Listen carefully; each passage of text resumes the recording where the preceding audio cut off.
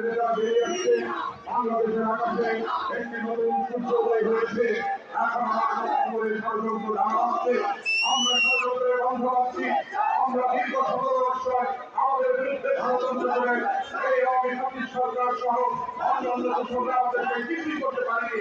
ইনশাআল্লাহ আগামী দিনে আমরা দেশটিতে বেগম খালেদা জিয়া, তারেক রহমানের নেতৃত্বে আব্দুল সালাম চিন্তা সহ সকল নেতাদের কেন্দ্রীয় নেতাদের নেতৃত্বে বাংলাদেশের যে ষড়যন্ত্র হচ্ছে সেই ষড়যন্ত্রের আমরা সেই নির্বাচনকে আমরা উড়িয়ে দেব। ইনশাআল্লাহ বাংলাদেশে দীর্ঘ প্রতীক্ষার পর গণতন্ত্র প্রতিষ্ঠিত হয়েছে। গণতন্ত্র ফিরে আসার জগতে আমরা ঐক্যবদ্ধ হয়ে আমার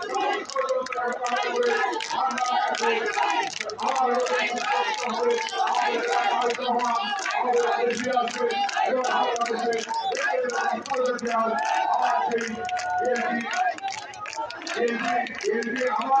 আছে। আমি আজকে